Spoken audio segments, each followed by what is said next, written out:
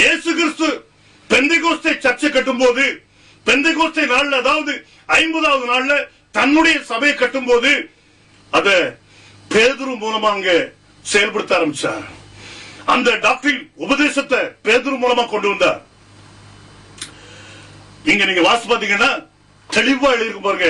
Roman Catholic Bible எடுத்து நீங்க வாசி பாருங்க, உங்களுக்கு புரியும். பெயரில் எழுதியிருக்கும், நீங்கள் ஒவ்வொருவரும் மனம் திரும்பி பாவ மன்னிப்பிற்காக இயேசு கிறிஸ்துவின் பெயரில் ஞானஸ்நானம் பெற்றுக் கொள்ளுங்கள் எழுதியிருக்கும். இந்த நம்ம பைபிள் வந்து நாமோன்னு எழுதியிருக்குது. நாமன்னு உடனே அனைவருக்கு புரியாம போகுது. நெத்தியில போடுறது நாமம் தான்.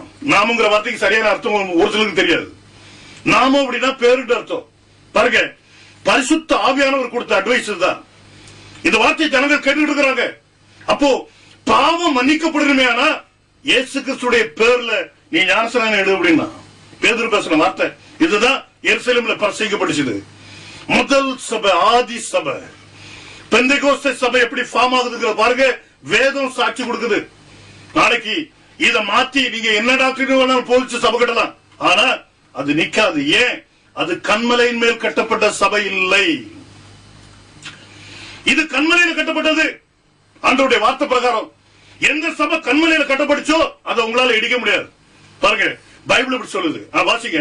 வாக்குத்தத்தமானது, இந்த வாக்குத்தத்தமானது உங்களுக்கும் உங்கள் பிள்ளைகளுக்கும், இது உங்களுடைய பிள்ளைகளுக்கும் நம்முடைய தேவனாகிய கர்த்தர் வரவழைக்கும். பாருங்க, ஒருவேளை நீங்க நினைக்கலாம் இது இஸ்ரவேல் ஜனங்களுக்கு இல்ல, நம்முடைய தேவனாகிய கர்த்தர் வரவழைக்கும் தூரத்தில் உள்ள யாவருக்கும் உண்டாயிருக்கிறது என்று சொல்லி, இந்தியாக்காரனுக்கு அதுதான், தூரத்தில் உள்ள யாவருக்கும் உண்டாயிருக்கிறது சொல்லி இன்னும் அநேக வார்த்தைகளாலும் சாட்சி கூறி மாறுபாடுள்ள இந்த சந்ததியை விட்டு விலகி, நல்ல கவனிங்க, மாறுபாடுள்ள இந்த சந்ததியை விட்டு விலகி உங்களை ரட்சித்துக் கொள்ளுங்கள் என்று புத்தி சொன்னார். உங்களை ரட்சித்துக் கொள்ளுங்கள் என்று புத்தி சொன்னார். இன்னைக்கு அந்த காரியத்தை நானும் சொல்றேன் உங்களுக்கு. மாறுபாடுள்ள இந்த சந்ததியை விட்டு நீ விலகிடு, உன்னை நீ ரட்சிக்கணுமே, ஆனா இதுதான் உனக்கு வழி, வேற வழி கிடையாது. நீ மனம் திரும்பி பாவம் மன்னிப்பு பெற்றுக்க, பாவத்திலிருந்து விடுதலை பெற்றுக்க, பாவ மன்னிப்பு கண்டு இயேசு கிறிஸ்துவின் நாமத்திலே ஞானஸ்நானம் பெற்றுக்க. வாசிங்க. அவருடைய வார்த்தையை சந்தோஷமா ஏற்றுக்கொண்டவர்கள் ஞானஸ்நானம் பெற்றார்கள். அன்றைய தினம் ஏறக்குறைய 3000 பேர் சேர்த்துக் கொள்ளப்பட்டார்கள். 3000 பேர் ஞானஸ்நானம் பண்ணப்படுகிறாங்க. அன்னைக்கு 3000 பேர் சேர்த்துக் கொள்ளப்பட்டாங்க. இதுதான் ஆதி சபை. ஒருவேளை இது சபையாங்கிறது பாருங்க, பைபிள் சொல்லு பாருங்க. 47வது வருஷத்துக்கு வாங்க. தேவனை துதித்து ஜனங்கள் எல்லாரிடத்திலும் தயவு பெற்றிருந்தார்கள். ரட்சிக்கப்படுறவங்களா இவங்களா ரட்சிக்கப்பட்டவங்க எப்படி ரட்சிக்கப்பட்டாங்க?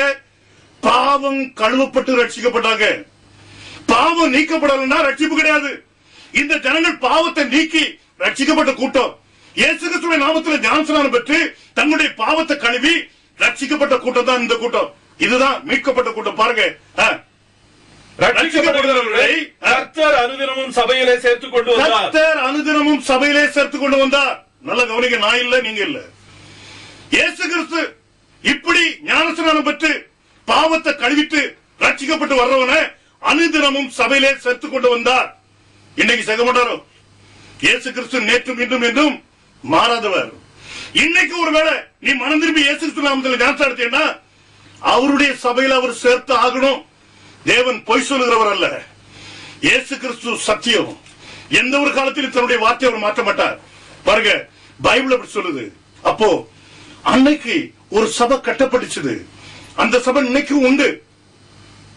அந்த சபை பாவம் இல்லாத சபை. அந்த சபை இயேசு கிறிஸ்துடைய ரத்தத்தினால் கழுவப்பட்ட சபை.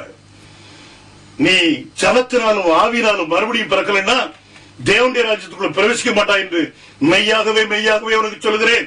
பாருங்க, பைபிள் அப்படி சொல்லுது. இன்னைக்கு உங்களுடைய வாழ்க்கையில நீங்க பாவ மன்னிப்பு பெற்றிருக்கீங்களா? இந்த சபையினுடைய உபதேசத்துக்குள்ள இருக்கிறீங்களா? சீசனுடைய உபதேசத்தை நீங்க படிச்சிருக்கிறீங்களா? சிந்திச்சு பாருங்க. இந்த உலகத்தில் எதையோ ஒரு காரியத்தை நம்பி உங்களுடைய வாழ்க்கை அழிச்சிடாங்க. வேதத்தை தேடுங்க. ஆண்டவர் உங்களுக்கு போதிக்க முடியும். கர்த்தர் உங்களை